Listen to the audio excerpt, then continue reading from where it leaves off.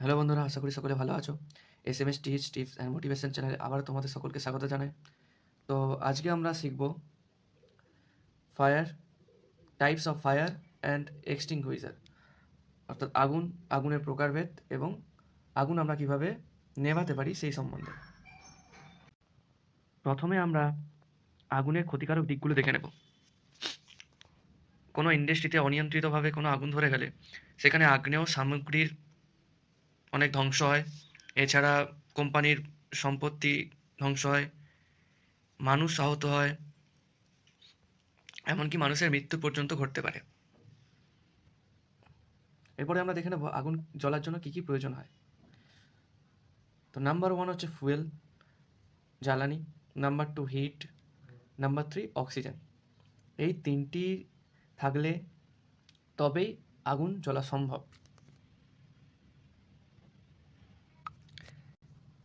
Next আমরা দেখব এক্সটিংগুইশিং of fire, কীভাবে আমরা আগুনকে নিয়ন্ত্রণ করতে পারি। 1 নম্বর স্টেভিং, যে ফুয়েলটা আছে সেই ফুয়েলটা আগুন থেকে সরিয়ে নিতে হবে, অর্থাৎ জ্বালানিটা আগুন থেকে সরিয়ে নিতে হবে। অক্সিজেনের যোগান বন্ধ করতে হবে, যেখানে আগুনটা জ্বলছে সেখানে অক্সিজেনের যোগান বন্ধ করতে হবে। 3 নম্বর হলো কুলিং, অর্থাৎ আগুনটা যেখানে জ্বলছে সেখানের তাপমাত্রা কমাতে হবে। এই 3টে পয়েন্ট অবলম্বন করলে আমরা আগুনকে নিয়ন্ত্রণ করতে পারবো। এরপরে আমরা চলে যাব প্রিভেন্টিং ফায়ার্স, অর্থাৎ আগুন লাগার আগের মুহূর্তে, অর্থাৎ আমরা যদি কিছু সতর্কতা অবলম্বন করি তাহলে আগুন লাগার আগেই আমরা সেটাকে নিয়ন্ত্রণ করতে পারবো। তো কীভাবে সেগুলো নিয়ন্ত্রণ করা যায় এক এক করে দেখে নেব। তো দেখতে পাচ্ছ এখানে cotton West soft with oil, যেগুলোর মধ্যে তেল লেগে থাকে। 2 নম্বর স্ক্র্যাপ উড, অর্থাৎ ভাঙা কাঠ, এগুলো পেপার, এগুলো ফেলানোর জন্য সঠিক জায়গা রাখতে হবে, অর্থাৎ নির্দিষ্ট জায়গায় এগুলো ফেলতে হবে যাতে না এগুলো আগুনের সংস্পর্শে আসে। 2 নম্বরে হচ্ছে ইলেকট্রিক্যাল ইকুইপমেন্ট, অর্থাৎ লুজ কানেকশান থেকে, রং রেটেড ফিউজ ব্যবহার করলে, ওভারলোড হলে, কেবল ড্যামেজ হলে সেখান থেকেও আগুন লাগতে পারে। তো এগুলো যাতে না হয় সে বিষয়ে সতর্ক থাকতে হবে আমাদের। এরপরে 3 নম্বরে আসবো, ইন্ডাস্ট্রিতে এখানে ওখানে হিটার ব্যবহার করা হয়। তো সেই হিটার থেকে জামা কাপড়ে আগুন লাগতে পারে। তো সেই হিটারগুলো প্রয়োজনে ব্যবহার করা উচিত, অর্থাৎ কাজ শেষ হয়ে গেলে হিটারগুলো বন্ধ করে দেওয়া উচিত।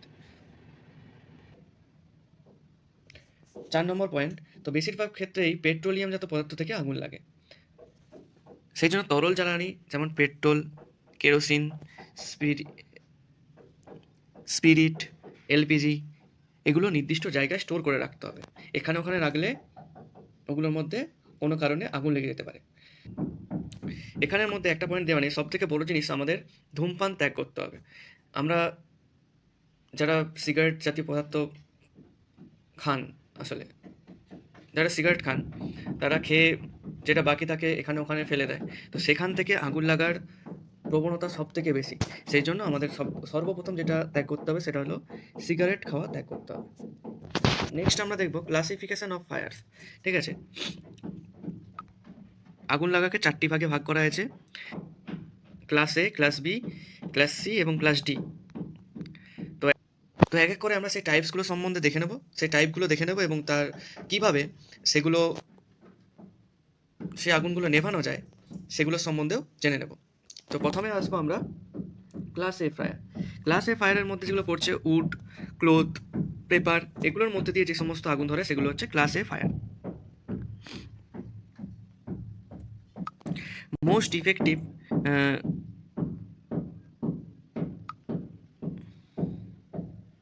তো এগুলো কিসের মাধ্যমে, তো এগুলোর মাধ্যমে যে সমস্ত আগুন ধরে সেগুলো হচ্ছে ক্লাস এ ফায়ার। এগুলো এক্সটিংগুইশিং মেথড কি, এগুলো আমরা কিভাবে নেভাতে পারবো, এগুলো আমরা জলের মাধ্যমে নেভাতে পারবো, জল দিয়ে আমরা এগুলো ঠান্ডা করতে পারি। নেক্সট আমরা চলে যাব ক্লাস বি ফায়ারে। পেট্রোল, ডিজেল, যে সমস্ত লিকুইডগুলো আছে, তো লিকুইড দ্বারা যে সমস্ত আগুন লাগে সেগুলো ক্লাস বি ফায়ারের মধ্যে ধরা হয়েছে। তো এইগুলো আমরা কি দিয়ে এক্সটিংগুইশ করতে পারি, এগুলো আমরা কার্বন ডাইঅক্সাইড ড্রাই পাউডার অর্থাৎ ডাই পাউডার অথবা কার্বন ডাইঅক্সাইড দিয়ে আমরা এগুলো নেভাতে পারি। নেক্সট আমরা চলে আসি ক্লাস সি ফায়ারে।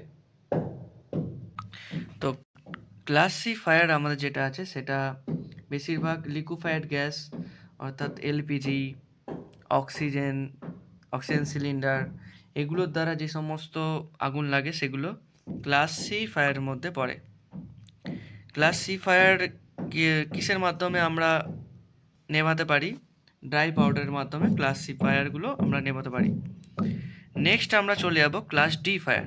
বেশিরভাগ ইলেকট্রিক্যাল ইকুইপমেন্ট দ্বারা যে সমস্ত ফায়ার লাগে, ইলেকট্রিক্যাল ইকুইপমেন্টের মধ্যে যে সমস্ত আগুন লাগে সেগুলো ক্লাস ডি ফায়ারের মধ্যে পড়ে।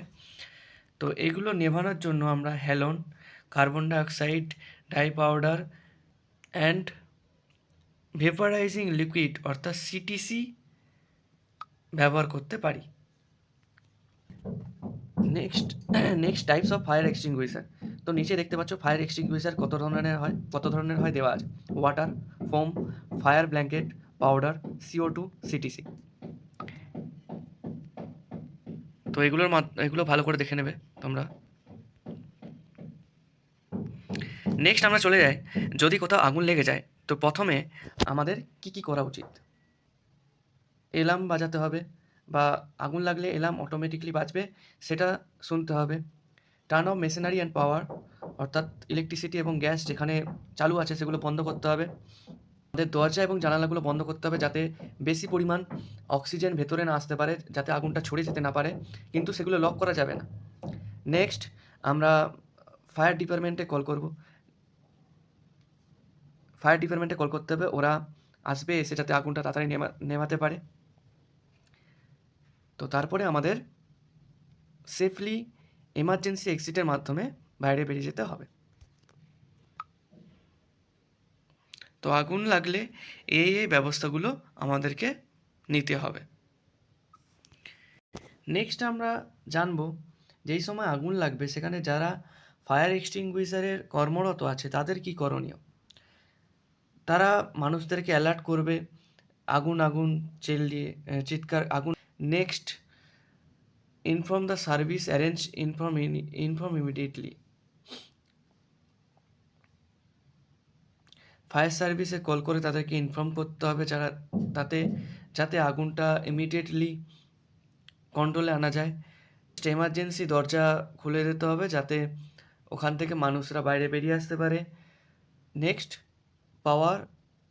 ইলেকট্রিক্যাল পাওয়ার সাপ্লাই অফ করতে হবে। তো এই ছিল ফায়ার টাইপস অ্যান্ড এক্সটিংগুইশার। কোনো যদি ডাউট থেকে থাকে কমেন্টে অবশ্যই জানিও। দেখা হচ্ছে নেক্সট ভিডিওতে, এবং ভিডিওটি ভালো লাগলে একটি লাইক করে দিও।